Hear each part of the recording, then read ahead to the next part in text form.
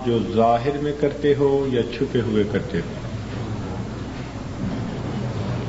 گناہ کہتے ہیں اللہ رب العزت کے حکم کی نافرمانی کرنا، نبی علیہ الصلوۃ والسلام کی سنت کو ترک کر دینا یا کسی بدعت کے اوپر عمل کرنا. ایسے کاموں سے ہمیں بچنے کا حکم دیا گیا کہ یہ کام ہم ظاہر میں کرتے ہیں یا چھپ کر کرتے ہیں، یہ کام ہم چھوڑ دیں. گناہ کے اندر یہ اثر ہے کہ وہ کسی نہ کسی صورت انسان کے دل کو پریشان رکھتا ہے. کوئی انسان کتنی کامیابی سے گناہ کیوں نہ کرے، کسی کو پتہ نہ چلنے دے، خبر نہ ہونے دے، کوئی روکنے والا نہ ہو، کامیابی سے گناہ کر لے، گناہ اس کے دل کو ضرور پریشان رکھے گا. گناہ کی ابتدا کچے دھاگے کی طرح کمزور ہوتی ہے، لیکن گناہ کی انتہا جہاز کے لنگر کی طرح مضبوط ہوتی ہے. بندہ شروع میں یہی سوچتا ہے ایک عادت ہے چھوڑ دوں گا، ایسے کیا تھا، دیکھا تھا، باتیں کی تھی، چھوڑ دوں گا. لیکن وقت کے ساتھ ساتھ گناہ اس طرح اس کو اپنی لپیٹ میں لے لیتا ہے کہ اسے ہلنے نہیں دیتا. جس طرح جہاز کو لنگر سے باندھ دیں تو جہاز ہل نہیں سکتا، اسی طرح انسان اپنی عادتوں کا ایسا اسیر بن جاتا ہے کہ اس کے لیے عادتوں کی غلامی سے نجات پانا مشکل ہو جاتا ہے. بچپن کی عادتیں 55 میں جا کے بھی اس کا پیچھا نہیں چھوڑا کرتی. اس لیے فرمایا کہ تم گناہ چھوڑ دو جو ظاہر میں کرتے ہو یا چھپے ہوئے کرتے ہو. گناہ کی مثال آکاش بیل کی مانند ہے. آپ نے دیکھا ہوگا درختوں کے اوپر پیلی بیل ہوتی ہے جو پورے درخت کو اپنی لپیٹ میں لے لیتی ہے تو درخت کی نشو و نما رک جاتی ہے. اسی طرح بری عادتیں انسان کو اپنی لپیٹ میں لے لیتی ہیں اور اس کی نشو و نما کو روک دیتی ہیں. گناہ کی مثال ناسور کی مانند ہے. کینسر، جس حصے میں کینسر ہو اس کا ایک ہی علاج ہے کہ اس حصے کو کاٹ دیجیے. اگر نہیں کاٹیں گے تو یہ کینسر بقیہ جسم میں پھیلے گا. اسی طرح گناہ کی مثال ناسور کی طرح ہے، اس کا ایک ہی علاج کہ گناہوں کو چھوڑ دیجیے. اگر نہیں چھوڑیں گے تو یہ آپ کی شخصیت کے لیے کینسر کی مانند ہے. انسان سوچتا ہے جی چھوٹا گناہ ہے. حافظ ابن قیم رحمۃ اللہ علیہ نے ایک عجیب بات لکھی، فرماتے ہیں اے دوست یہ نہ دیکھ گناہ کو چھوٹا کہ بڑا، بلکہ اس ذات کی عظمتوں کو دیکھ کہ جس کی تو نافرمانی کر رہا ہے. لا تحقرن صغیرۃ ان الجبال من الحصى. کنکریاں چھوٹی ہوتی ہیں مگر کنکریوں سے مل کر ہی پہاڑ بنا کرتے ہیں. ریت کے ذرات چھوٹے ہوتے ہیں مگر مل کر ٹیلے بن جاتے ہیں. جس انسان نے گناہ کو ہلکا سمجھا وہ انسان اپنی بربادی کا سامان کر چکا. اس لیے اللہ والے گناہ سے ڈرتے ہیں، خوف کھاتے ہیں، معصیت کی طرف قدم ہی نہیں ان کے اٹھتے. وہ سمجھتے ہیں کہ اس سے اللہ رب العزت ناراض ہوتے ہیں. اور یاد رکھیے کہ مکاری سے انسان کی زندگی اچھی کبھی نہیں گزرتی. مکاری کی مثال چھوٹے کمبل کی مانند ہے. سر ڈھانپو تو پاؤں ننگے اور پاؤں ڈھانپو تو سر ننگا. مکار انسان کا فوراً پتہ چل جاتا ہے. آدمی چند بندوں کو چند دنوں کے لیے دھوکہ دے سکتا ہے، سب لوگوں کو ہمیشہ کے لیے دھوکہ نہیں دے سکتا. تو جھوٹے آدمی کا فوراً پتہ چل جاتا ہے. گناہ انسان کے فوراً کھل جاتے ہیں.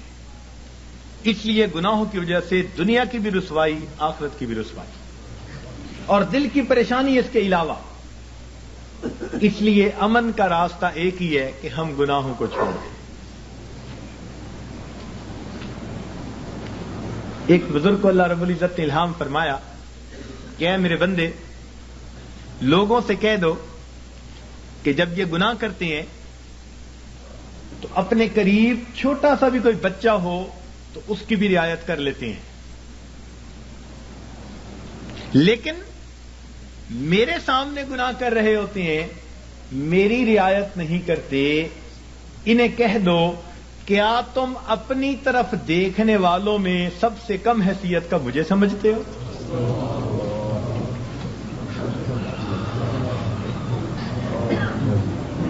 کہ تم نے وہ دروازے تو بند کر لیے جہاں سے مخلوق دیکھتی ہے، اور جن دروازوں سے پروردگار دیکھتا ہے تم نے ان کو بند کرنے کی کوشش نہیں کی۔ تو فرمایا وَذَرُوا ظَاهِرَ الْإِثْمِ وَبَاطِنَ، چھوڑ دو وہ گناہ جو تم ظاہر میں کرتے ہو یا چھپے ہوئے کرتے ہو۔ نیکی کے اندر یہ تاثیر ہے کہ دل کو سکون دیتی ہے، اور گناہ کی یہ خاصیت ہے کہ وہ دل کو پریشان کرتا ہے۔ اس لیے مال والے، دولت والے، عہدوں والے، اپنی من مرضی کی زندگی گزارنے والے، کبھی ان کے دلوں کو دیکھا کریں، بڑے پریشان ہوتے ہیں۔ کیوں؟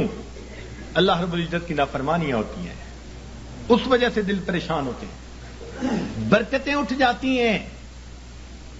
جس گھر میں گناہ ہوا اس گھر سے کچھ نہ کچھ برکت اللہ رب العزت نے اٹھا لی، تو یہ برکتیں اٹھاتے ہیں۔ ہم گناہ کرتے رہتے ہیں، اللہ تعالیٰ برکتوں کو پیچھے ہٹاتے رہتے ہیں۔ قصور ہمارا، یوں سمجھیے کہ اللہ رب العزت کی رحمت کی چادر ہمارے اوپر آئی ہوئی ہے، ہر گناہ اس میں سوراخ کی مانند ہے۔ جیسے دھوپ سے بچنے کے لیے چھتری کرتے ہیں، اسی طرح آفات اور بلیات سے بچنے کے لیے اللہ رب العزت نے اپنے احسان کی وجہ سے بندوں پر رحمت کی چادر تانی ہوئی ہے۔ لیکن جب ہم گناہ کرتے ہیں ہم اس میں سوراخ کر رہے ہوتے ہیں، اور ان سوراخوں سے آثاب، مصائب اور آلام ہمارے اوپر آ رہے ہوتے ہیں۔ یوں سمجھیے کہ گناہ کرنے سے ہم اپنے اوپر مصیبتوں کو دعوت دے رہے ہوتے ہیں، مصیبتوں کو اپنے اوپر بلا رہے ہوتے ہیں، پریشانیوں کو بلا رہے ہوتے ہیں۔ اس لیے اگر ہم گناہ کرنا نہیں چھوڑتے تو بسا اوقات اس طرح پریشانی آتی ہیں جیسے تسبیح کا دھاگا ٹوٹے تو تواتر کے ساتھ اس کے جو ہے دانے ایک دوسرے کے اوپر گرا کرتے ہیں۔ اس لیے پریشان کرتے ہیں، حضرت کیا کریں، بڑے پریشان ہیں، بتا ہی نہیں سکتے، حضرت بیوی نہیں مانتی، حضرت اولاد تو اللہ نے دی، ہر ایک افلاطون بنا ہوا ہے۔ کیوں؟ اللہ رب العزت کسی نہ کسی کے ذریعے اس کو پریشان کرتے ہیں۔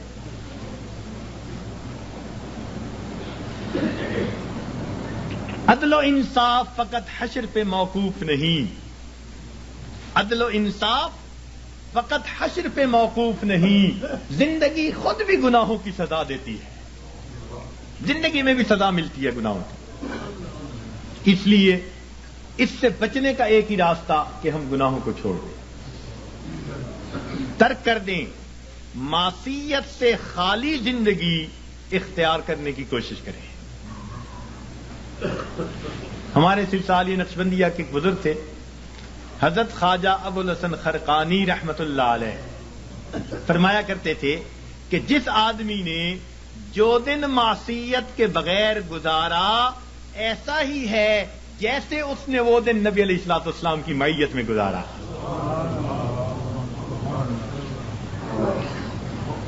تو ہر دن میں ہمارے اندر ایک جذبہ ہو، میرے پروردگار آج کا دن میں تیری نافرمانی سے بچوں گا، میں نافرمانی کے بغیر گزاروں گا، تیرے فرما برداروں کی طرح زندگی گزاروں گا۔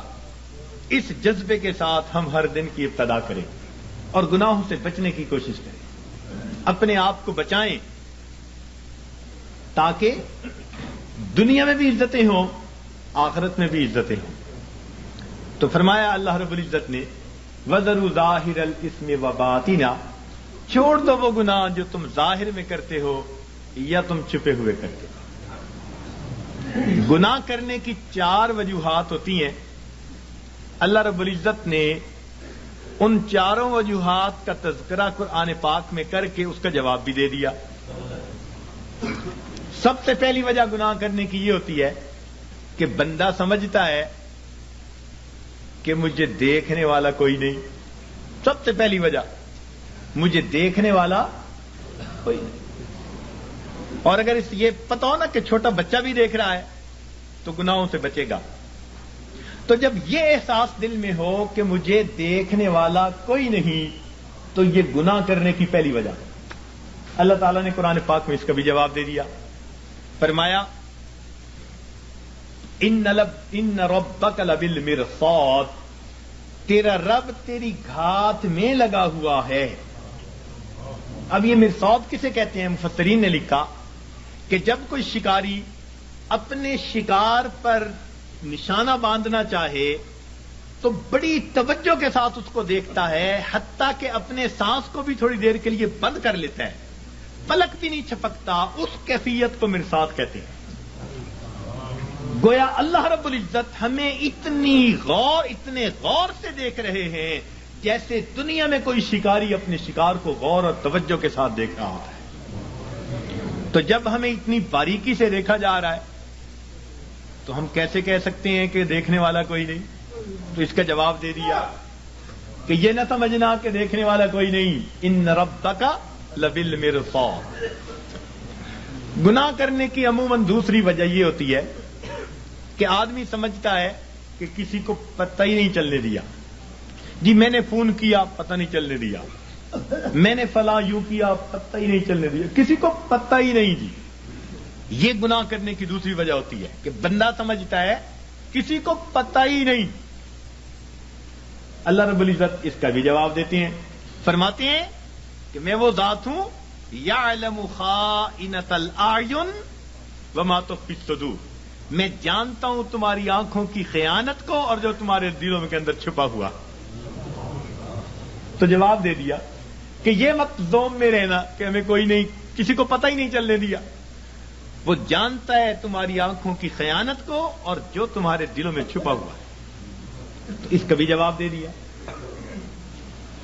گناہ کرنے کی عام طور پر تیسری وجہ یہ ہوتی ہے کہ بندہ سمجھتا ہے کہ میرے پاس کوئی نہیں تھا، میں اکیلا تھا، جس کا تھا ڈر وہ نہیں ہے گھر، اب جو چاہے کر، مقولہ بنا ہوا ہے۔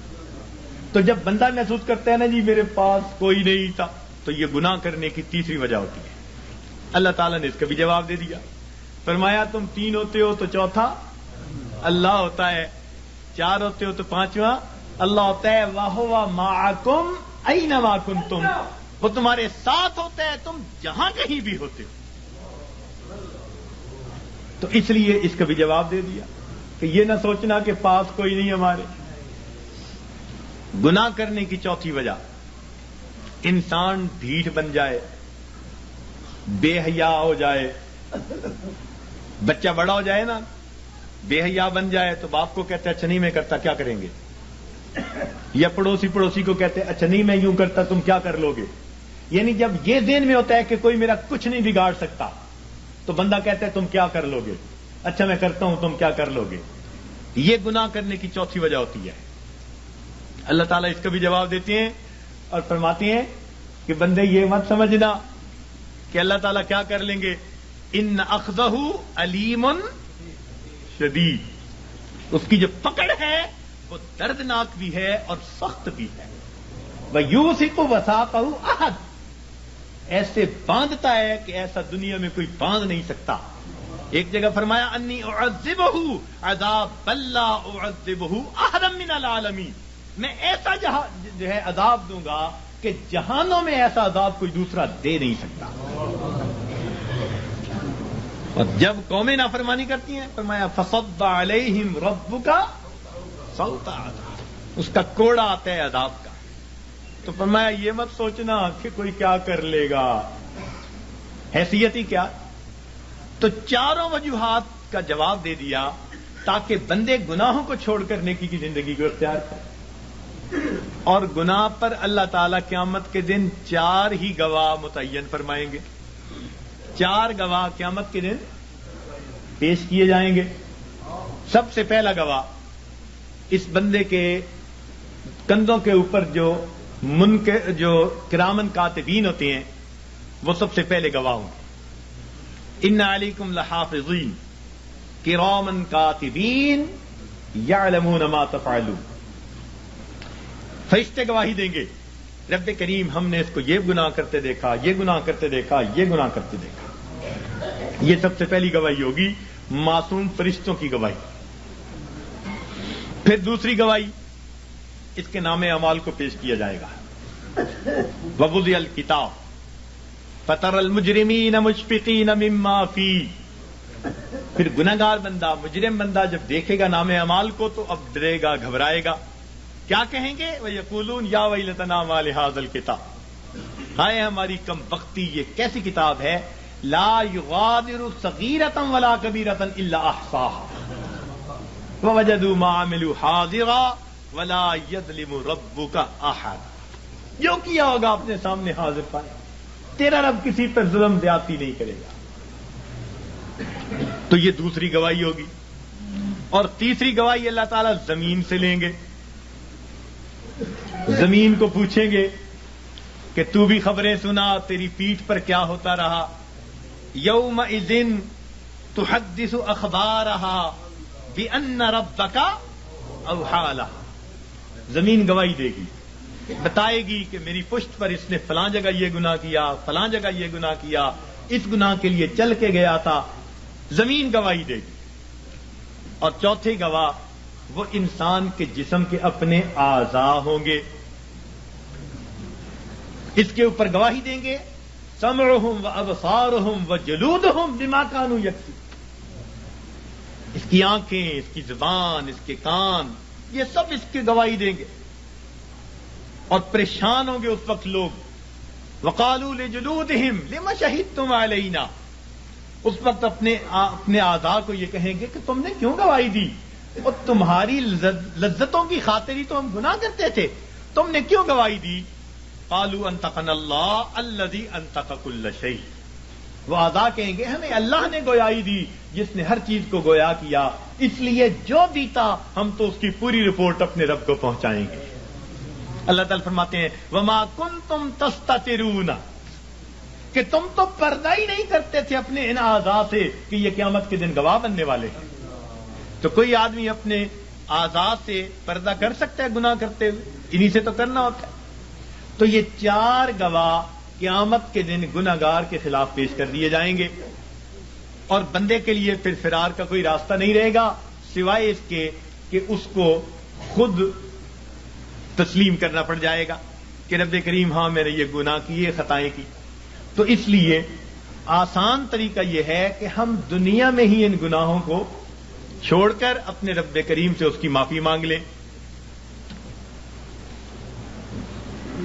پروردگار سے اس کی معافی مانگ لیں تاکہ اللہ تعالی ہمارے ان گناہوں کو معاف فرما دے. دیکھیے حضرت ابراہیم اعظم رحمۃ اللہ علیہ کے پاس ایک نوجوان آیا، کہنے لگا حضرت گناہ کرتا ہوں، چھوڑ نہیں سکتا، ڈر بھی لگتا ہے اللہ تعالیٰ کی ذات سے اور اس کے عذاب سے، تو میں کیا کروں؟ تو اللہ والوں کا دستور ہوتا ہے کہ یہ دھکے نہیں دیتے، یہ نفرت نہیں کرتے، یہ سینے سے لگاتے ہیں، یہ سمجھاتے ہیں، پیار کے انداز میں، محبت کے انداز میں بات سمجھاتے ہیں. تو حضرت نے اسے کہا ہاں ہاں میں تجھے ایک ترکیب بتاتا ہوں. وہ بڑا خوش ہو گیا کہ حضرت مجھے ترکیب بتائیں کہ میں گناہ بھی کرتا رہوں اور عذاب سے بھی بچ جاؤں. آپ نے فرمایا بھئی پہلی ترکیب تو یہ ہے کہ تو اگر گناہ کرتا ہے تو اللہ رب العزت کی نگاہوں کے سامنے گناہ کرنا چھوڑ دے، چھپ کے گناہ کیا کر. کہنے لگا جی میں اس کی نظروں سے چھپ کے گناہ تو نہیں کر سکتا. فرمان لگے اچھا ایک دوسرا طریقہ بتاتا ہوں، اور وہ طریقہ یہ کہ تو اللہ رب العزت کا رزق جو دیا ہوا ہے وہ کھانا چھوڑ دے، کہ نہ تمہارا دیا کھاتا ہوں نہ تمہاری بات مانتا ہوں. کہنے لگا جی اللہ کا دیا ہوا رزق کیسے کھانا چھوڑ دوں، یہ تو نہیں کر سکتا. فرمایا اچھا تیسرا طریقہ بتاتا ہوں کہ تم اللہ تعالی کے ملک میں رہتے ہوئے اس کی نافرمانی کرتے ہو، تو یہ زمین و آسمان اللہ کا ملک ہے، اس کی ملک ہے، اس سے نکل کر گناہ کر لو کہ جی میں کیسے نکل سکتا ہوں زمین و آسمان سے باہر؟ پروردگار بھی فرماتے ہیں یا معاشر الجن والانس ان استطعتم ان تنفذوا من اقطار السماوات والارض فانفذوا لا تنفذون الا بسلطان. اور گڑے کی مچھلیوں نکلو گے کسی دلیل سے نکلو گے. کدھر جاتے ہو؟ سنفرغ لکم ایھا الثقلان. اللہ اکبر، ایسا شاہانہ خطاب ہے جو ہلا کے رکھ دیتا ہے. سنفرغ لکم ایھا الثقلان، تثنیہ کا صیغہ، اے میری زمین کے بوجھو، یعنی نافرمان جن اور انسان، ان کو مخاطب کیا گیا. اے جنوں اور نافرمان انسانوں، ہم اپنے آپ کو تمہارے لیے فارغ کر رہے ہیں، ان قریب اپنے آپ کو فارغ کر رہے ہیں. ہم تمہاری خبر لیتے ہیں، تمہارا پتہ کرتے ہیں. جیسے ماں کوئی کام کر رہی ہو نا، بچے کو دھمکاتی، کہتی ہے میں آتی ہوں، یہ نہیں کہ آ نہیں سکتی، دھمکانا مقصود ہوتا ہے. تو فرمایا اے میری زمین کے بوجھو، ہم اپنے آپ کو ان قریب تمہارے لیے فارغ کر رہے ہیں، نپٹیں گے تمہارے ساتھ. ہمیں حساب لینا بھی آتا ہے. وَنَضَعُ الْمَوَازِينَ الْقِسْطَ لِيَوْمِ الْقِيَامَةِ. تو اس لیے وہ کہنے لگا جی کہ میں تو نہیں زمین و آسمان سے باہر جا سکتا. فرمایا اچھا پھر میں آپ کو ایک تجویز اور دیتا ہوں، وہ یہ کہ اگر تم گناہ کرتے رہو گے تو نام اعمال میں بہت سارے گناہ ہوں گے. اب جب ملک الموت آئے گا تو اس وقت تم اسے کہنا کہ بھئی تھوڑی دیر انتظار کر لو تاکہ میں سچی توبہ کر لوں.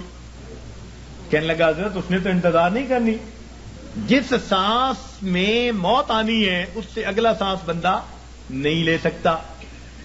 اذا جاء اجلهم فلا يستأخرون ساعة ولا يستقدمون فلا يستطيعون توصية ولا إلى أهلهم يرجعون. وصیت کرنے کی بھی فرصت نہیں ہوگی. اس نے کہا حضرت میں یہ تو نہیں کر سکتا. فرمایا اچھا پھر ایک طریقہ اور بتا دیتا ہوں کہ جب تمہیں قبر میں لے جائیں گے اور منکر نکیر آئیں گے اور پوچھیں گے سوال و جواب، تو اس وقت منکر نکیر کو کہنا کہ میری قبر سے باہر نکل جاؤ.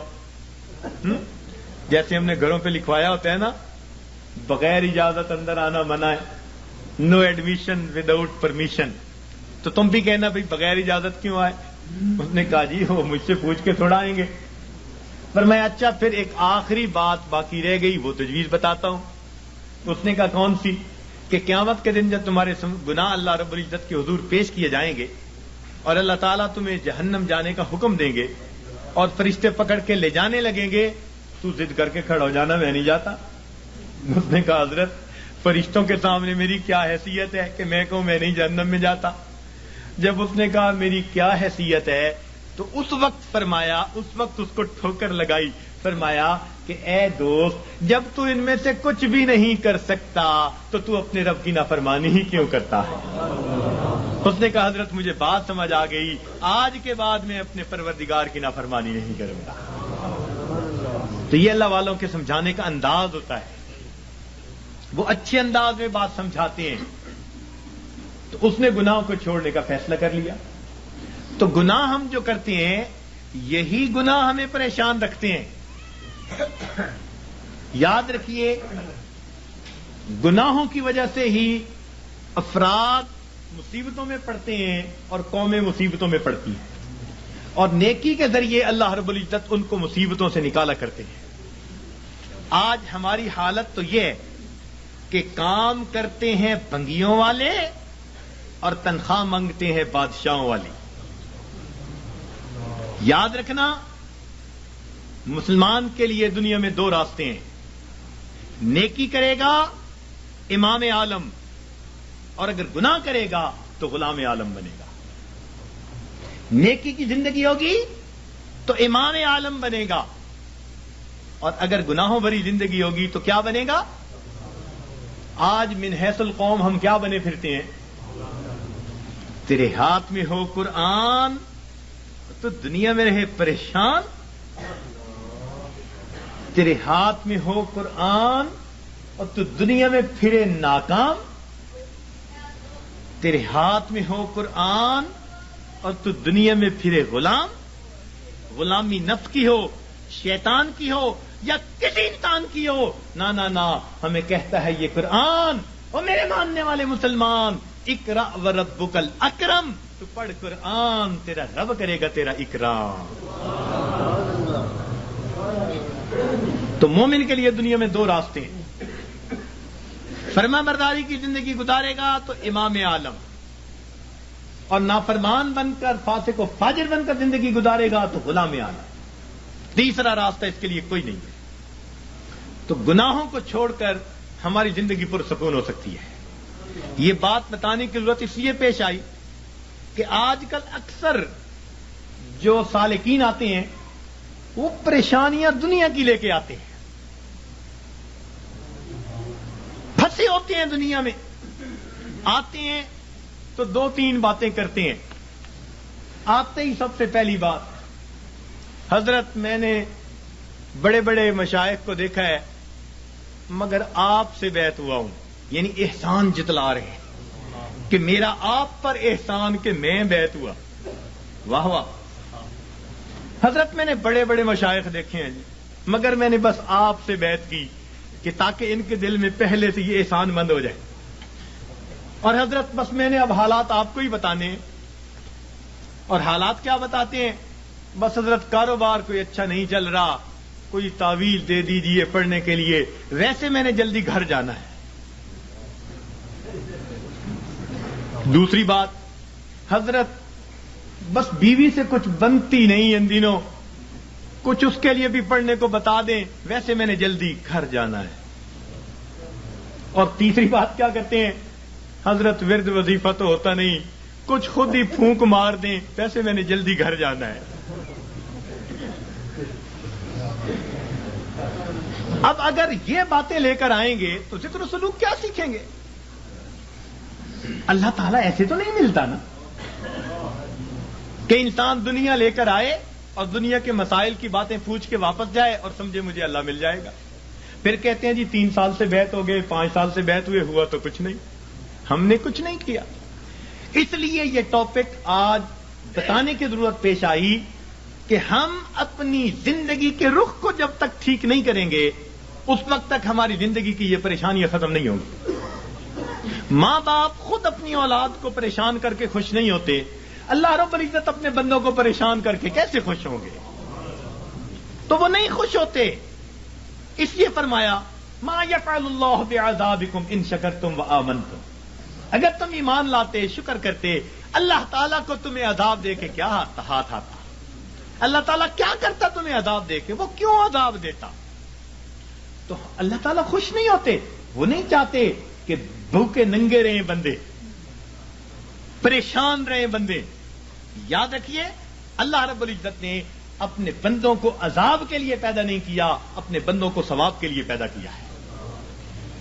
کیوں؟ فرمایا ان اللہ بالناس لرؤوف الرحیم، جب رؤوف الرحیم ذات ہے تو وہ کبھی پریشانی میں اپنے بندوں کو نہیں ڈالنا پسند کرتے۔ ہم خود پریشانیوں میں پڑتے ہیں، ہم پریشانیوں کو دعوتیں دیتے ہیں، بھاگتے ہیں پریشانیوں کی طرف۔ کس طرح سے؟ اپنے رب کے حکموں کو توڑ کے، اپنے محبوب کی سنتوں کو چھوڑ کے۔ کون سا گھر ہے آج بتائیے تو صحیح کہ جہاں نبی علیہ الصلوۃ والسلام کی سنتوں کو ذبح نہیں کیا جاتا؟ الا ماشاء اللہ، نیکوں کے گھرانوں میں بھی کوئی نہ کوئی فرد ایسا ہوتا ہے جو من مرضی کا مالک، نہیں حکم چلتا دوسرے کا، نہیں اختیار کسی کا۔ آج ہمارے گھر، گلی کوچے، بازار نبی علیہ الصلوۃ والسلام کی سنتوں کی مذبح گاہیں بن چکی ہیں، اور پھر ہم کہتے ہیں کہ ہمیں پرسکون زندگی نصیب ہو جائے۔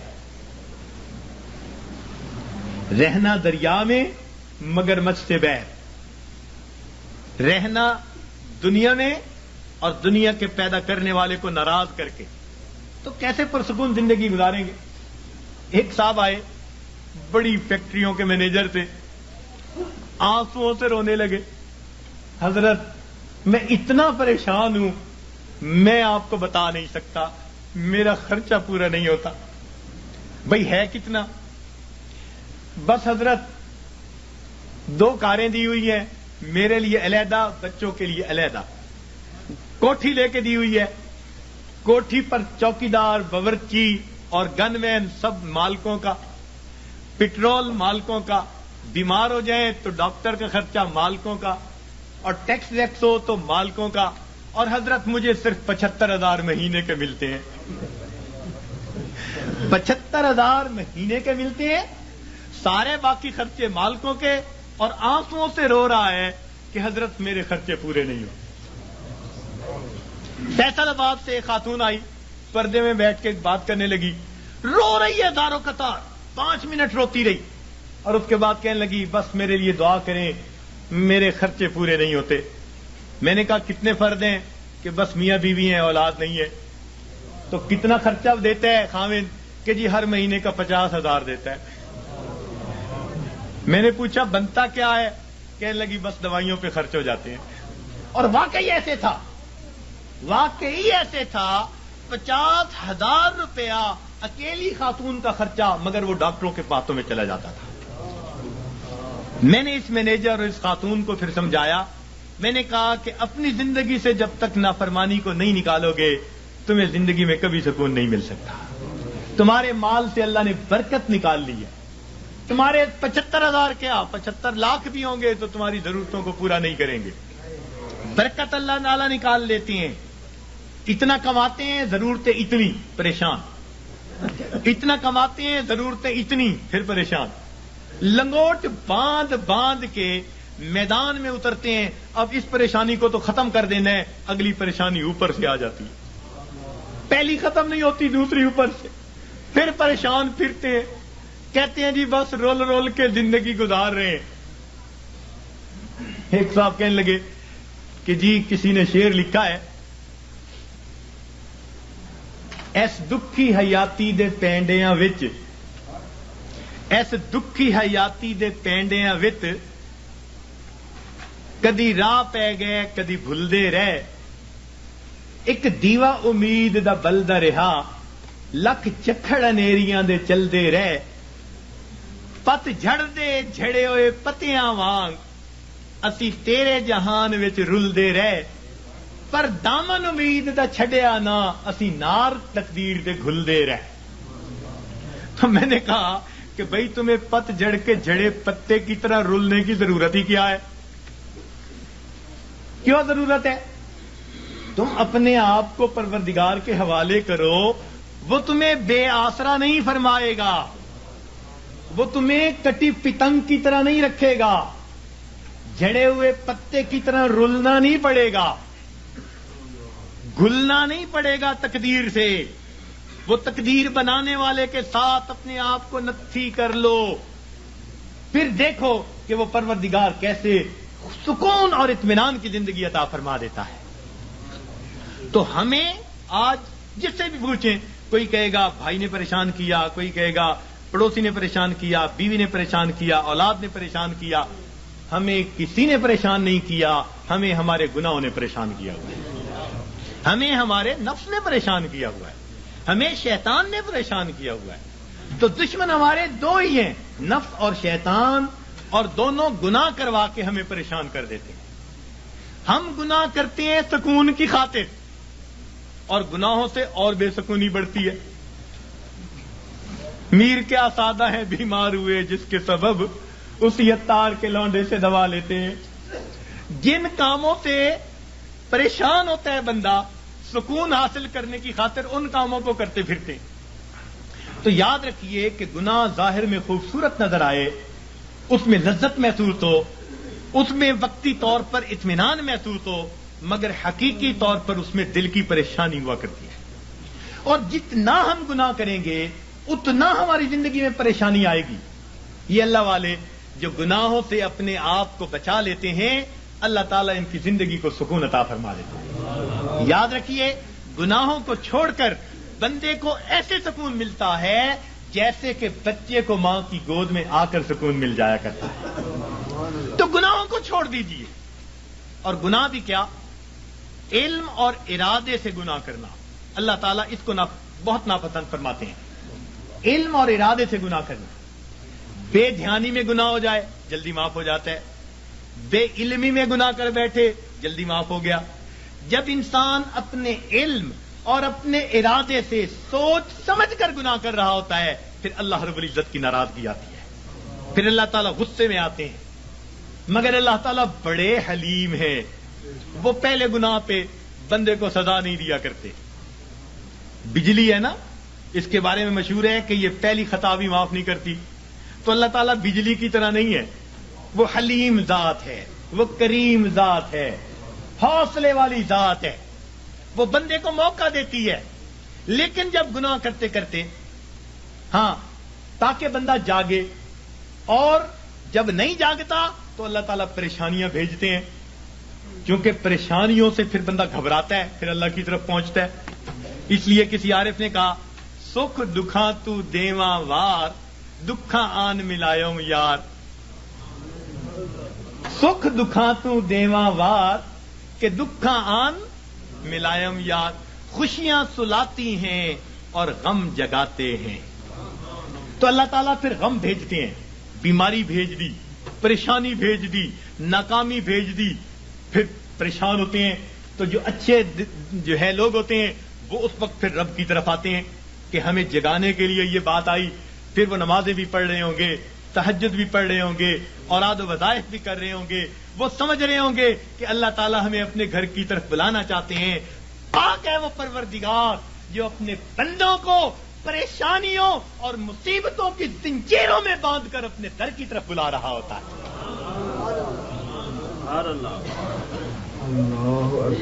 تو یہ کس لیے آتے ہیں؟ بندے کو جگانے کے لیے. مگر ہم جاگنے کی بجائے اور گناہ کر رہے ہوتے ہیں. کاروبار خراب ہوا بددیانتی کی وجہ سے، اب اس کا حل نکالا بینک سے سود کے پیسے لے لو. یعنی علاج وہ تجویز کیا جو پہلے سے بھی زیادہ بندے کو پریشان کرنے والا ہو.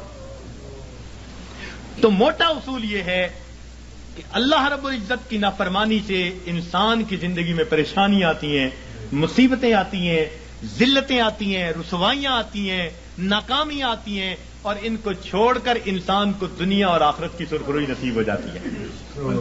تو ہم گناہوں کو چھوڑیں.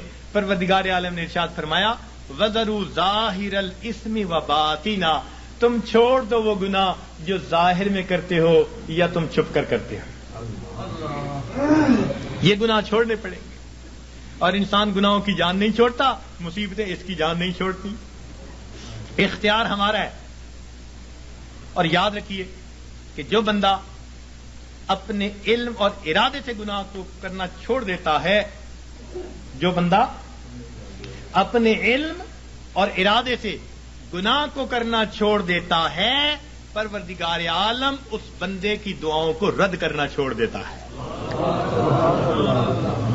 پکی بات ہے، وہ بندہ مستجاب الدعوات بن جاتا ہے.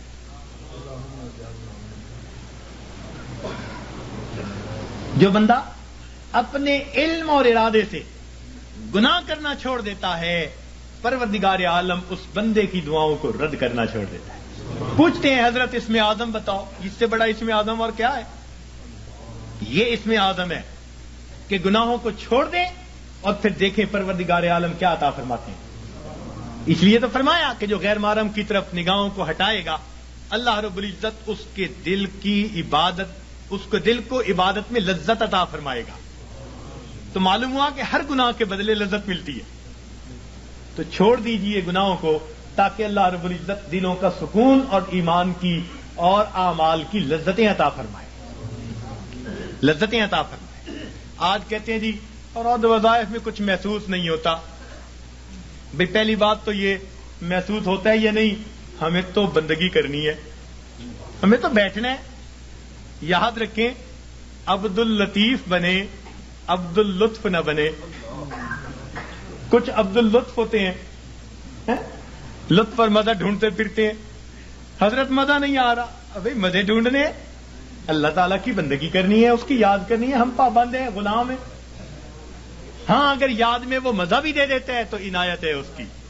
یہ رحم ہے پروردگار کا، یہ طرف ہے اس کریم ذات کا کہ اپنے بندوں کے دلوں کو اور لذتیں عطا فرما دیتا ہے. ورنہ ہم تو پابند ہیں، بندے جو ہوئے. تو ہم گناہوں کو کرنا چھوڑ دیں گے، اللہ رب العزت زندگی سے پریشانیوں کو دور کر دیں گے. اب یہاں ایک سوال پیدا ہوتا ہے کہ پریشانی تو نیکوں پر بھی آتی ہے، ان کے تو گناہ نہیں ہوتے. جی ہاں، پریشانی گناہگاروں پر بھی آتی ہے، پریشانی نیکوں پر بھی آتی ہے، مگر دونوں کے اندر فرق ہوتا ہے. اس فرق کو سمجھنے کی ضرورت ہے، اس فرق کو سمجھنے کی ضرورت ہے. نیکوں پر اللہ تعالیٰ اس لیے پریشانیوں کو بھیجتے ہیں کہ ان کو بعد وہ درجات دینا چاہتے ہیں جو اپنی محنت سے وہ حاصل نہ کر سکے. اب پریشانیوں کو بھیج دیا تاکہ اس پریشانی کو وجہ بنا کر اللہ تعالیٰ ان کو قرب کے درجات عطا فرما دے. تو اللہ والوں پر اس لیے پریشانی آتی ہیں ان کو اپنے رب کے قریب کرنے کے. اس لیے حضرت مجدد ثانی رحمۃ اللہ نے فرمایا کہ سالک کی قبض کی کیفیت میں جتنی ترقی ہوتی ہے صاحب کی حالت میں اتنی ترقی نہیں ہوا کرتی. قبض کی حالت کہتے ہیں جب کیفیات سلب ہوں، دل نہ لگ رہا ہو، اور اس وقت بھی انسان اللہ کے در پر لگا ہوا ہو عبادات میں، تو اس وقت بڑی ترقی ہوتی ہے اس کی. تو یہ اس لیے کہا کہ تم دیے باد مخالف سے نہ گھبرا اے عقاب، یہ تو چلتی ہے تجھے اونچا اڑانے کے لیے. تو اللہ والوں کے لیے آتی ہیں اونچا، ان کو اونچا اڑانے کے لیے. اور یاد رکھنا کہ اللہ والوں پہ پریشانیاں آتی تو ہیں، مگر ان پریشانیوں سے ان میں بے چینی نہیں آیا کرتی. جس کا رب سے تعلق ہے اس کا بے چینی سے تعلق نہیں ہے. یہ یاد رکھنا کہ اللہ والوں پہ یہ پریشانی آتی ہیں مگر ان پر بے چینی نہیں آتی. کبھی کسی اللہ والے کو بے چین نہیں دیکھیں گے، وہ پرسکون ہوں گے. پریشانیاں ہیں، خوف ہے، مصیبتیں ہیں، بیماریاں ہیں، مگر طبیعت پرسکون ہوگی. جیسے شیشے کے کمرے میں کوئی بیٹھا ہوا ہو اور باہر آندھی چل رہی ہو تو وہ جھکڑ دیکھ رہا ہے، آندھی دیکھ رہا ہے، ہوائیں دیکھ رہا ہے، درخت گرتے دیکھ رہا ہے، مگر اس کو محسوس بھی نہیں ہو رہا. اللہ والوں کا بالکل یہ حال ہوتا ہے کہ ان کو یہ پریشانیاں مصیبتیں نظر تو آ رہی ہوتی ہیں مگر یہ ان کے دل پر اثر انداز نہیں ہو رہی ہوتی. ان کا دل پرسکون ہوتا ہے. این مصیبتوں کے عالم میں بھی دل اپنے پروردگار سے لگا ہوا ہوتا ہے. چنانچہ ایک بزرگ تھے، اپنے گھر کے اندر کچھ تلاش کر رہے تھے، حالانکہ ان کے بیٹے کی شادی تھی. تو بیوی کہنے لگی جی بیٹے کے لیے دلہا بن رہا ہے، گھوڑے پہ چڑھنے لگا ہے، بارات جانے والی ہے، آپ کیا تلاش کرتے پھرتے ہیں؟ کہنے لگے میں کفن کے کپڑے تلاش کر رہا ہوں، چیزیں تلاش کر رہا ہوں. ان کا کس لیے؟ کہنے لگے دل میں ڈالا گیا ہے کہ ابھی ابھی میرے بیٹے کی وفات ہو جائے گی، تو میں نے کہا میں اس کے لیے چیزوں کا انتظام کر لوں. میاں بیوی بات کر رہے تھے، باہر سے اطلاع ملی دولہا گھوڑے پہ چڑھنے لگا، پاؤں پھسلا، گردن کے بل گر کے موت آ گئی. یہ ہوتا ہے دنیا دولہا بنا رہی ہے اور ان کے دل میں الہام ہوا موت آنی ہے تو گھر میں تیاریاں کر رہے ہیں. سر تسلیم خم ہے جو مزاج یار میں آئے، اپنے رب پہ راضی ہیں. سبحان اللہ. تو اس لیے اللہ والوں پہ بھی یہ تکلیفیں آتی ہیں مگر ان کے دل کو بے چین نہیں کرتی، پریشان نہیں کرتی، ان کے دل پرسکون ہوتے ہیں. ہاں ان کے رجوع اللہ میں اور زیادہ جو ہے ترقی ہو جاتی ہے. اور یہ گناہوں کا وبال بن کے بھی آتی ہیں گناہگاروں پر. اور اس کی پہچان کیا ہوتی ہے کہ دل پریشان ہوتا ہے. 3 باتیں یاد رکھیے، 3 باتیں یاد رکھیے کہ جب کسی انسان پر کوئی مصیبت آئے اور اس اٹھانے کے لیے بھیجی گئی ہے تو پریشانیاں تو آتی ہیں. اس دنیا میں کون ہے جو پریشان نہیں ہے؟ دری دنیا کسے بے غم نہ باشد، دری دنیا کسے بے غم نہ باشد، اگر باشد بنی آدم نہ باشد. اس دنیا میں کوئی بے غم نہیں، اگر کوئی ہے تو پھر وہ بنی آدم ہی نہیں. تو غم تو ہے ہی اس دنیا کے ساتھ. ہاں جہاں کوئی غم نہیں ہوگا اس کا نام جنت ہے، ابھی وہاں نہیں پہنچے. جب پہنچ جائیں گے تو پھر غم ختم کر دیے جائیں گے. لا خوف علیہم ولا هم یحزنون، یہ کہہ دیا جائے گا. دنیا کے اندر تو یہ غم آئیں گے مگر یہ غم کبھی کبھی آتے ہیں. ایک بات اور دیکھیے کہ اللہ تعالیٰ کی طرف سے آسانیاں زیادہ اور تنگیاں تھوڑی، صحت کا عرصہ زیادہ، بیماری کا عرصہ، کھانے پینے کا وقت زیادہ اور فاقوں کا وقت. تو عنایات زیادہ ہیں، امتحان کبھی کبھی، عنایات زیادہ ہیں اور امتحان کبھی کبھی. تو جب عنایات اتنی زیادہ ہیں تو کبھی کبھی کوئی امتحان آ جائے تو ہم پھر بھی اپنے رب سے راضی رہیں, اپنے آپ کو سمجھائیں کہ پریشان ہونے کی کیا ضرورت ہے. کسی عارف نے کہا لطف سجن دم بدم گہرے سجن گاہ گاہ, لطف سجن دم بدم گہرے سجن گاہ گاہ, ای بھی سجن واہ واہ اون بھی سجن واہ واہ. میرے مالک ہم اس پہ بھی راضی ہیں, میرے مولا ہم اس پہ بھی راضی ہیں. یہ ہے بندگی, یہ ہے بندگی. اور ہم پریشان ہو کر اگر کوئی بدعقیدہ بندہ تعویذ دینے والا ہے ادھر بھی بھیجتے ہیں عورتوں کو, عاملوں کے پاس, نجومیوں کے پاس, جادو کرنے والوں کے پاس, کالے علم والوں کے پاس ایمان گواہ بیٹھتے ہیں. اور بڑے بڑے نمازی اور سالک اور ذکر مراقبہ کرنے والے پریشان ہو کر. ہرگز نہیں. پریشانیوں کے اندر کبھی ایسے لوگوں کی طرف نہیں جانا, پریشانی کے وقت میں اپنے پروردگار کے گھر کی طرف آنا ہے. مسجد کی طرف آئیں اور اللہ سے اپنے دل کی بات کہیں, اللہ کے سامنے اپنے دل کا دکھ بیان کریں. جب دل کا دکھ اللہ کے سامنے بیان کریں گے تو پروردگار پھر ہماری اس مناجات کو قبول فرما لیں گے. تو ہمیں کسی نے پریشان نہیں کیا, ہمیں ہمارے گناہوں نے پریشان کر رکھا ہے. ہم دوسروں سے حسد کرتے پھرتے ہیں, فلاں نے کر دیا ہوگا, فلاں نے کر دیا ہوگا, فلاں نے کچھ کر دیا ہوگا, اس نے باندھ دیا ہوگا, اس نے باندھ دیا ہوگا. پتہ نہیں کتنے چھوٹے سے خدا بنائے ہوئے ہیں ہم نے, کسی نے کچھ نہیں باندھا. باندھنے والی کھولنے والی وہ ایک ہی ذات ہے. واللہ یقبض ویبسط والیہ ترجع. تو ہم اس ذات کی طرف رجوع کریں اور ہماری پریشانیاں اللہ تعالیٰ پھر اس طرح ختم کر دیں گے. تو مصیبتیں آتی ہیں, مگر مصیبتیں پریشانیاں اکثر اوقات گناہوں کے سبب سے آتی ہیں. اس وجہ سے انسان مایوس بن جاتا ہے, اعمال چھوٹ جاتے ہیں, انسان ذکر و سلوک میں پیچھے رہ جاتا ہے. اللہ والوں پر جو پریشانی آتی ہیں وہ درجات کو بڑھانے کے لیے آتی ہیں. اب یہ ایک بنیادی بات سمجھنے کے بعد یہ بات ذہن میں رکھیے کہ جب کسی بندے کو جگایا جائے اور وہ پھر بھی نہ جاگے تو پھر غصہ آتا ہے. گھر میں بھی ماں بچے کو جگائے, باپ بیٹے کو جگائے اور وہ نہ جاگے تو غصہ آتا ہے. جب اللہ تعالیٰ بندوں پر پریشانیاں بھیجتے ہیں اور وہ پھر نہیں جاگتے, یہ اللہ تعالیٰ کے غصے کا سبب بنتا ہے. اور پھر اللہ تعالیٰ اس کو دنیا کے اندر عبرت بناتے ہیں. فرماتے ہیں اولا یرون انہم یفتنون فی کل عام مرتن او مرتین ثم لا یتوبون ولا هم یذکرون. کیا یہ نہیں دیکھتے ہر سال میں ایک دفعہ یا دو دفعہ ان پر مصیبتیں بھیجی جاتی ہیں, پھر بھی توبہ نہیں کرتے, پھر بھی نصیحت نہیں حاصل کرتے.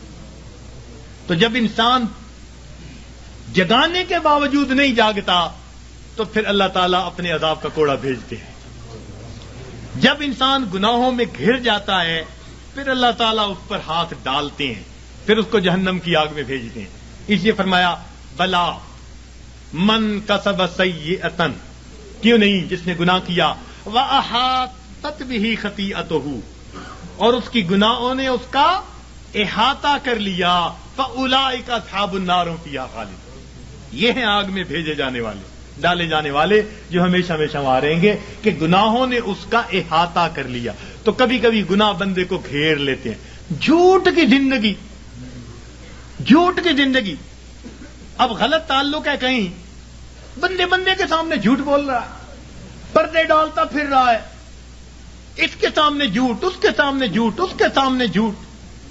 حدیث پاک کا مفہوم کہ بندہ جھوٹ بولتے بولتے اتنا جھوٹ بولتا ہے اللہ تعالیٰ فرشتوں کے ذریعے نام اعمال میں کذاب لکھوا دیتے ہیں, جھوٹوں کے دفتر میں نام لکھا جاتا. چھپاتے پھرتے ہیں بندوں سے, پروردگار سے تھوڑا چھپا سکیں گے ان باتوں کو. تو کبھی کبھی انسان اپنی بری عادات کو نہیں چھوڑتا اور گناہوں کے اندر گھر جاتا ہے ان کو چھپانے کی خاطر، اور یہی چیز اس کے لیے مصیبت بن جاتی ہے. پھر ذکر میں ترقی کیسی، سلوک میں آگے بڑھنا کیسا؟ اب کبھی کبھی اوراد وظائف کر رہے ہیں، ساتھ کبیرہ کبھی مرتکب ہو رہے ہیں. یہ تو ایسا ہی ہوا جیسے گولیاں بھی کھا رہے ہیں اور ساتھ ساتھ زکام کے ہوتے ہوئے برف والا پانی بھی پیتے پھر رہے ہیں، تو زکام کیسے دور ہوگا؟ اسی لیے ذکر و سلوک میں آنے کے لیے پہلا قدم یہ ہے کہ انسان اپنے گناہوں سے سچی توبہ کر لے. یہ پہلا قدم ہے. یہ پہلا قدم ہم اٹھا لیں، پھر دیکھیے یہ تھوڑی دیر کا مراقبہ ہمارے لیے معلوم نہیں کتنی برکتوں کا باعث بن جائے گا. ہم جو کہتے ہیں نا ہوتا کچھ نہیں، ہمارے مشائخ بڑی اللہ، ان حضرات نے اپنے مشائخ جن کی خدمت میں ہم نے اپنا وقت گزارا، ہم نے ان کی توجہات کو دیکھا. میرے دوستوں، میرے مہربانوں، ہمیں تو جو ملا اپنے مشائخ کی توجہ سے ملا. اپنا عمل کچھ نہیں، اپنی محنت کچھ نہیں. 100% اگر کہیں کہ ان کی توجہات سے ملا تو ہم مسجد میں بیٹھ کر بھی سچ بولنے والے ہوں گے. ان کی توجہ سے ملا، اور ہم تو ویسے بھی فضلی ہیں کہ ہمارا تعلق ماشاءاللہ خانقاہ فضلیہ سے، تو ظاہر میں بھی فضلی ہیں اور سچی بات ہے ویسے بھی فضلی ہیں. جو ہوا ہے اللہ کا فضل ہی ہوا ہے، اور اب بھی یہاں سے اللہ کا فضل مانگنے ہی آئے بیٹھے ہیں. اللہ کا فضل مانگنے ہی آئے بیٹھے ہیں. تو اس لیے جب ہم گناہوں کو چھوڑ دیں گے، خود بخود اوراد و وظائف کے توجہات کے جو اثرات ہوں گے وہ دل کے اوپر آنے شروع ہو جائیں گے. ہمارے حضرت خواجہ احمد سعید قریشی رحمۃ اللہ علیہ، احمد الشرقیہ والے، ان کے حالات زندگی میں حضرت سید وار حسین شاہ رحمۃ اللہ علیہ نے یہ واقعہ لکھا. فرمایا کہ وہ کبھی کبھی پورے شہر کے لوگوں کو توجہ دیتے تھے اور فرماتے تھے کہ بعض دلوں سے فیض ٹکرا کر واپس آتا اور مجھے آواز آتی کہ ہمارے لیے اس دل میں کوئی جگہ نہیں ہے، ہمارے لیے اس دل میں کوئی جگہ نہیں ہے. تو جب دل پہ گناہوں کی میل ہی اتنی چڑھی پھری ہو، پھر توجہات کیا اثر کریں گی؟ تو اس میل کو اتاریں گناہوں کو چھوڑ کر، سچی توبہ کر کے. پھر دیکھیے اللہ رب العزت کی رحمت کیسے ہمارے دلوں کو سنوارے گی اور کیسے ہمارے دلوں کو بنائے گی. اور کبھی کبھی تو انسان مال، ہاں ایک نکتے کی بات عرض کرتا چلوں کہ شیطان انسان کو دو طرح سے ورغلاتا ہے. شیطان انسان کو دو طرح سے ورغلاتا ہے، ایک شہوات کے ذریعے سے اور دوسرا شبہات کے ذریعے سے. شیطان انسان کو دو طرح سے ورغلاتا ہے، ایک شہوات کے ذریعے سے اور دوسرا شبہات کے ذریعے سے. یعنی کچھ تو ایسے ہوں گے کہ وہ شہوات کے گناہوں میں لگے ہوئے ہیں، بد نظری میں، گناہ میں، زنا میں، فلاں میں. یہ شہوات کے گناہ ہیں جو مال سے تعلق رکھتے ہیں یا جمال سے تعلق رکھتے ہیں. دنیا میں دو ہی چیزوں کے اسیر ہیں نا، کچھ مال کے اسیر ہوں گے، کچھ جمال کے اسیر ہوں گے. تو شہوات کے ذریعے سے شیطان بہکاتا ہے، اور جن پر شہوات غالب نہیں آتی، قابو میں رہتے ہیں، ان کو شبہات کے ذریعے سے بہکاتا ہے. مثلا جی یہ مراقبہ سنت سے ثابت ہے، جی یہ بیعت واقعی ضروری ہے، جی یہ پیری مریدی اس وقت بھی تھی. اس قسم کی باتیں شبہات والی ذہن میں ڈالے گا. اور یہ شک ایسی بری بلا ہے کہ یہ انسان کے اعمال کی بنیاد کو ہلا کے رکھ دیتی ہے. اس لیے قرآن پاک میں ابتدا سے ہی کہہ دیا ذالک الکتاب لا ریب فیہ ھدی للمتقین. ھدی للمتقین بعد میں کہا، پہلے کیا کہا؟ کیونکہ شک کے ساتھ پڑھو گے تو پھر ہدایت نہیں ملے گی. نبی علیہ السلام نے دعا مانگی اللہم انی اعوذ بک من الشک والشرک والشقاق والنفاق وسوء الاخلاق. تو شرک سے بھی پہلے شک سے پناہ مانگی. یہ شک بڑی بری بات، اتنی بری کہ بندے کے ایمان کو بھی ضائع کر کے رکھ دیتی. تو دین اسلام کی باتوں میں شک، جی یہ مولویوں کی بنی ہوئی باتیں ہیں جی، یہ آپس میں بناتے رہتے ہیں جی، کرتے رہتے ہیں جی، یہ بھی کون سا ضروری ہے جی. شک ہو گیا. ہماری جی کہاں ہماری سنتا جی، مانگ مانگ کے جی عمر گزر گئی، ہماری تو سنتا ہی نہیں. تو یہ شک کے ذریعے سے یا شبہات کے ذریعے سے یا شہوات کے ذریعے سے شیطان انسان کو بہکا دیا کرتا ہے. تو انسان پر مصیبتیں اللہ تعالیٰ بھیجتے ہیں، کبھی گناہوں کی وجہ سے تاکہ یہ باز آ جائے، اور کبھی اس کو اپنے قریب لانے کے لیے. اور اس کا ایک ہی حل ہے کہ ہم اپنے گناہوں کو چھوڑ کر اپنے پروردگار کی طرف قدم آگے بڑھائیں. اب شیطان مایوس کرتا ہے، کہتا ہے تو نہیں چھوڑ سکتا. بھئی ہم نہیں چھوڑ سکتے تو پروردگار تو چھڑوا سکتے ہیں نا. بھئی ہم اگر نہیں بچ سکتے تو پروردگار تو بچا سکتے ہیں نا. تو پروردگار عالم ہمیں بچا لیں گے جب ہم سچی توبہ کریں گے. حضرت اقدس تھانوی رحمۃ اللہ نے عجیب نکتہ لکھا ہے. فرماتے ہیں جو بندہ گناہ کر بیٹھے مگر اللہ سے دعائیں مانگے، اللہ بچا لے، میں بچنا چاہتا ہوں، روئے دھوئے معافیاں مانگے، پھر گناہ کر بیٹھے، پھر روئے دھوئے معافیاں مانگے، فرمایا ساری زندگی اسی طرح کرتا رہے، اللہ تعالیٰ قیامت کے دن اس کو کھڑا کریں گے، فرمائیں گے میرے بندے تو گناہوں سے بچا کیوں نہیں؟ کہے گا یا اللہ ہر وقت معافیاں مانگتا تھا اور کہتا تھا اللہ بچا لے، میں تو دعا ہی کر سکتا تھا. اللہ تعالیٰ فرمائیں گے واقعی تو نے دعا مانگی، تیری دعا کو قبول کر کے سب گناہوں کو ہم نے معاف فرما دیا. تو جب گناہ سرد ہو جائے تو معافیاں مانگے، روئے دھوئے اپنے رب کو منائے. الندم توبۃ، ندامت توبہ. تو دل میں نادم ہو اور اپنے رب کو منانے کی کوشش کرے، اسی وقت دیر نہ کرے. گناہ کا سرزد ہو جانا یہ کوئی ایسی بڑی بات نہیں ہے. بڑے بڑوں سے بعض اوقات غلطیاں ہو جاتی ہیں، تو گر جانا برا نہیں، گر کر پڑے رہنا برا ہوا کرتا ہے. تو کبھی کوئی کوتاہی ہو جائے، کوئی غلطی سرزد ہو جائے تو بندہ فوراً اپنے رب سے سچے دل سے معافی مانگے اور اپنے آپ کو اللہ تعالیٰ کے پیش کرے اور کہ اللہ مجھے بچا لینا. غم حیات کے سائے محیط نہ کرنا، غم حیات کے سائے محیط نہ کرنا، کسی غریب کو دل کا غریب نہ کرنا. میں امتحان کے قابل نہیں میرے مولا، میں امتحان کے قابل نہیں میرے مولا، مجھے گناہ کا موقع نصیب نہ کرنا. تو روئے اللہ مجھے گناہ کا موقع نہ دینا، اللہ بچا لینا. تو جب بندہ روئے گا اللہ تعالیٰ پھر اس کو گناہوں سے بچا لیں گے.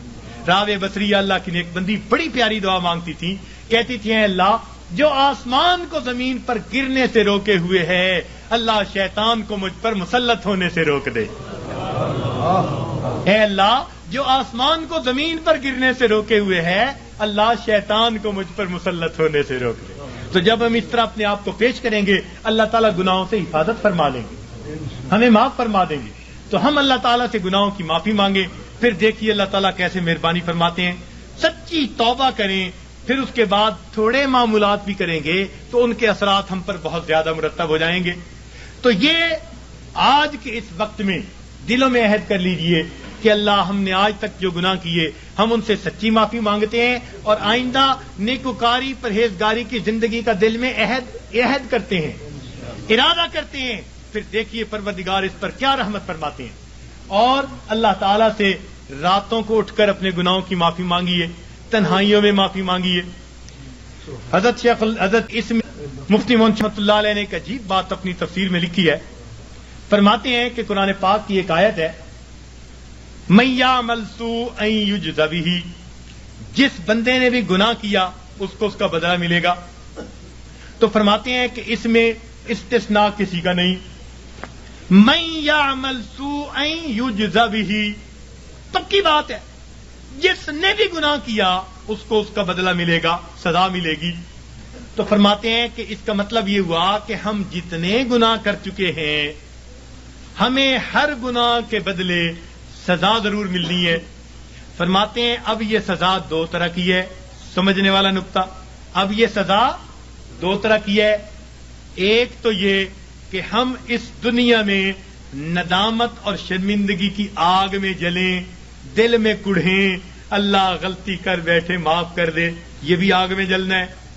یہ بھی دل میں آگ لگی ہوئی ہے، اللہ معافی دے دے، اللہ پریشان ہوں، معافی مانگتا ہوں، توبہ کرتا ہوں. فرمایا یا تو یہ بندہ سچی توبہ کے ذریعے دنیا کی ندامت کی آگ میں اپنے آپ کو جلا لے، اگر نہیں تو قیامت کے دن اللہ جہنم کی آگ میں ضرور جلائیں گے۔ اب ہمارے لیے آسان راستہ یہی ہے کہ دنیا میں ہی معافی مانگے، ہر گناہ کے بدلے معافی۔ اللہ جو گناہ یاد ہیں ان کی بھی معافی، جو نہیں یاد ہم ان کی بھی معافی مانگتے ہیں۔ تو اللہ تعالیٰ سے اس کی معافی مانگے، پھر دیکھیے اللہ تعالیٰ کتنے خوش ہوتے ہیں۔ اور اللہ تعالیٰ تو رحمت کے وعدے فرماتے ہیں۔ حدیث پاک میں آتا ہے کہ جب شیطان نے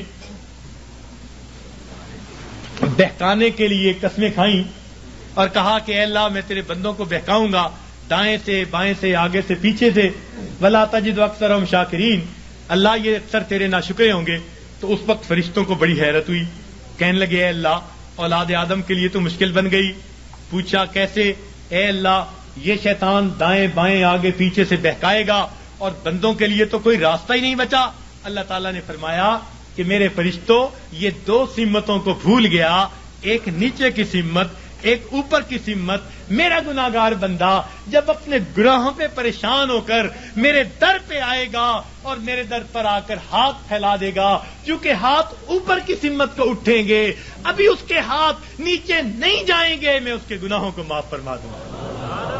اور جب میرا بندہ اپنے گناہوں سے پریشان ہو کر اپنے سر کو سجدے میں ڈال دے گا، کیونکہ نیچے کی سمت سے شیطان اثر انداز نہیں ہو سکتا، میرا بندہ ابھی سر نہیں اٹھائے گا، میں اپنے بندے کے گناہوں کو معاف فرما دوں گا۔ تو شیطان نے ایک قسم کھائی تھی، فبعزتک، اللہ تیری عزت کی قسم میں تیرے بندوں کو بہکاؤں گا۔ اللہ تعالیٰ نے اس کے جواب میں فرمایا شیطان مردود تو قسمیں کھاتا ہے میرے بندوں کو بہکانے کے لیے، ورغلانے کے لیے، ذرا میری بات بھی سن لے کہ میرے بندے بتقاضائے بشریت گناہ کرتے رہیں گے، اگر اپنی موت سے پہلے سچی معافی مانگیں گے، فبعزتی وجلالی، مجھے اپنی عزت کی قسم، مجھے اپنے جلال کی قسم، میں ان کی توبہ کو قبول کر لوں گا۔ تو شیطان نے بہکانے کے لیے ایک قسم کھائی تھی، رحمان نے معافی دینے کے لیے دو قسمیں کھائی ہوئی ہیں۔ سبحان اللہ۔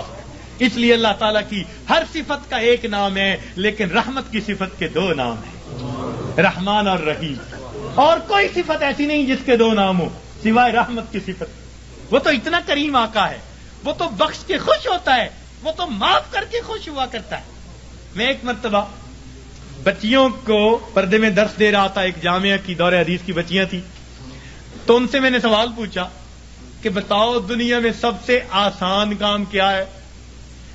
ایک بچی نے جواب دیا کہ اپنی ماں کو منانا۔ میں نے پوچھا وہ کیسے؟ کہنے لگی جی کہ ہمارا یہ تجربہ ہے کہ ماں اگر اپنے بیٹے سے ناراض بھی ہونا تو بیٹی سے پوچھتی پھرتی ہے، اس نے روٹی کھا لی، اس کا بستر تو نے بنا دیا، اس کے کپڑے تو نے ٹھیک کر دیے، اب اوپر سے ناراض پھر رہی ہے، مگر ماں کی ممتا اس کو مجبور کر رہی ہے، لہذا بیٹی سے پوچھتی پھرتی ہے، بیٹی کے ذریعے اس کو کھانا پہنچا رہی ہے، دل سے ناراض نہیں، خفا تھی، بچے نے ستایا مگر دل سے خفا نہیں، اس لیے پوچھتی بھی پھر رہی ہے کہ بچے کو سب چیزیں مل گئیں یا نہیں مل گئیں۔ تو وہ کہنے لگی کہ جب ماں کی ممتا کا یہ حال ہے تو ماں کو منانا بہت آسان ہوتا ہے۔ میں نے کہا ہاں ماں کو منانا آسان صحیح، پھر بھی ماں کے پاس آنا پڑتا ہے، بچہ آ کر کہہ دے امی معاف کر دیں، ماں معاف کر دیتی ہے، بچہ آ کر ماں کا جسم دبائے امی معاف کر دیں، معاف کر دیتی ہے، ہاتھ جوڑ دے معاف کر دیتی ہے، اگر پھر بھی معاف نہ کرے بچہ رو پڑے، ماں سے کبھی بیٹے کے آنسو نہیں دیکھے جاتے، کتنی ناراض کیوں نہ ہوگی جب دیکھے گی بچہ آنسو بہا رہا ہے، اپنے دوپٹے کے پلو کو لے کے آنسو پوچھے گی، کہے گی بیٹا رو نہیں، چل میں نے تجھے معاف کر دیا۔ تو ماں کو منانا دنیا میں اتنا آسان ہے۔ بچیاں کہنے لگیں، میں نے انہیں اس وقت بتایا کہ دیکھو ایک اور ذات ہے جس کو منانا ماں کے منانے سے بھی 70 گنا زیادہ آسان ہے، اور وہ پروردگار عالم کی ذات ہے۔ ماں کو تو پھر بھی زبان سے کہنا پڑے گا، پاؤں پکڑنے پڑیں گے، ہاتھ جوڑنے پڑیں گے، آنسو بہانے پڑیں گے۔ ایک وہ پروردگار ذات ہے جس کے سامنے بندہ تنہائی میں بیٹھا ہو، فقط دل کے اندر نادم ہو جائے، دل کے اندر شرمندہ ہو جائے اور دل میں پکارے پروردگار گناہوں کی معافی چاہتا ہوں، میں نے سچی توبہ کر لی، اللہ میں نے سلو کر لی، مجھے اپنا بنا لے، شیطان کے پنجے سے چھڑا لے۔ کوئی ہاتھ نہیں ہلایا، کوئی اس نے زبان سے لفظ نہیں نکالا، فقط دل کی ندامت کو قبول کر کے اللہ تعالیٰ اپنی ناراضگی کو دور فرما دیتے ہیں۔ تو اللہ رب العزت کو منانا ماں کے منانے سے بھی 70 گنا زیادہ آسان ہے، تو اپنے رب کو منا لیجئے۔ ابن قیم رحمۃ اللہ نے عجیب واقعہ لکھا، فرماتے ہیں میں گلی میں جا رہا تھا، میں نے دیکھا ایک دروازہ کھلا، ماں اپنے بچے کو مار رہی ہے، تھپڑ لگا رہی ہے اور کہتی ہے تو نے مجھے بڑا ذلیل کیا، بڑا پریشان کیا، نافرمان ہے، کوئی بات نہیں مانتا، نکل جا میرے گھر سے۔ وہ بچہ رو رہا تھا، دھکے کھا رہا تھا، جب گھر سے باہر نکلا ماں نے کنڈی لگا دی۔ فرماتے ہیں میں کھڑا ہو گیا ذرا منظر تو دیکھوں، بچہ روتے روتے ایک طرف کو چل پڑا، ذرا آگے گیا، نکر سے پہلے واپس آ گیا، پھر دروازے پہ کھڑا، میں نے پوچھا بچے واپس کیوں آ گئے؟ کہنے لگا سوچا تھا کہیں اور چلا جاؤں، پھر دل میں خیال آیا مجھے دنیا کی ہر چیز مل سکتی ہے، مجھے ماں کی محبت نہیں مل سکتی، میں اس لیے واپس آ گیا ہوں، محبت ملے گی اسی در سے ملے گی۔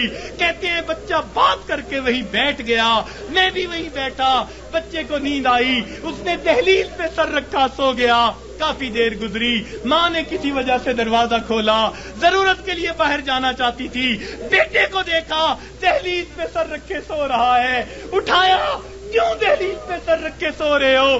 امی مجھے دنیا میں کوئی دوسری ماں نہیں مل سکتی، میں اس دہلیز کو چھوڑ کے کیسے جاؤں؟ فرمایا بچے کے الفاظ سے ماں کی آنکھوں سے آنسو آ گئے، بچے کو سینے سے لگا لیا، میرے بیٹے جب تیرا یقین ہے اس گھر کے سوا تیرا گھر کوئی نہیں، میرے در کھلے ہیں، آ جا، میں نے تیری غلطیوں کو معاف کر دیا۔ فرماتے ہیں جب گنہگار بندہ اپنے رب کے دروازے پہ اس طرح آتا ہے اور کہتے ہیں رب کریم میری خطاؤں کو معاف کر دے، میرے گناہوں کو معاف کر دے، اے بے قصوں کے دستگیر، اے دکھی دلوں کو سکون دینے والے، اے غمزدہ دلوں کو تسلی دینے والی ذات، اے پریشان دلوں کو سکون بخشنے والی ذات، اے بے سہارا لوگوں کا سہارا بننے والی ذات، اے گناہوں کے پردوں میں گناہوں کو اپنی رحمت کے پردوں میں چھپا لینے والی ذات، تو میرے لیے رحمت فرما دے، مجھے در در کے دھکے کھانے سے بچا لے، اللہ اپنی ناراضگی سے بچا لے، میں سلو کرنے کے لیے حاضر ہو گیا ہوں، پروردگار آئندہ نیکوکاری کی زندگی عطا فرما۔ تو جب بندہ اس طرح پیش کر دیتا ہے اللہ رب العزت اس بندے کی توبہ کو قبول کر لیتے ہیں۔ اللہ تعالی ہمیں سچی توبہ کرنے کی اور توبہ کر کے یہاں سے اٹھنے کی توفیق عطا فرما دے۔ وآخر دعوانا ان الحمد للہ رب العالمین۔